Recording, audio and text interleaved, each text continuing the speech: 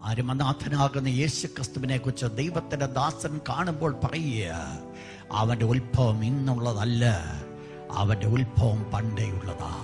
ഒന്ന് പറയാമോ നിങ്ങളുടെ ആധരങ്ങൾ കൂടെ? യേശു ഇന്നലെയും ഇന്നും എന്നേക്കും അനന്യൻ.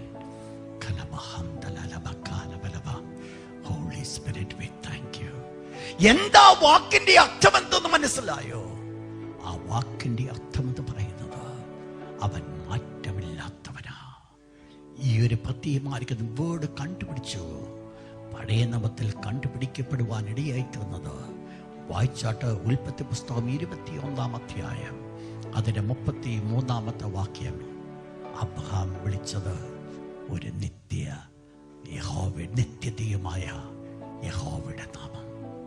നാം പ്രിയപ്പെട്ടവരെ മനസ്സിലാക്കണം, ഇന്നലെയും ഇന്നും എന്നേക്കും മാറാത്തവെന്ന് പറയുമ്പോൾ അവന്റെ പ്രത്യേകത എന്ന് പറയുന്നത് അവൻ നിത്യനാ.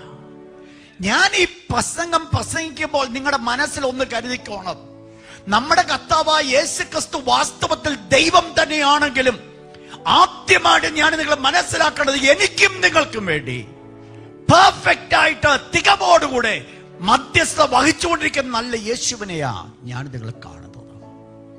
പ്രിയപ്പെട്ടവരെ, ആ യേശുവിന്റെ പ്രത്യേകത എന്ന് പറയുന്നത് അവൻ മാറ്റം ഭവിക്കാത്തവനാ.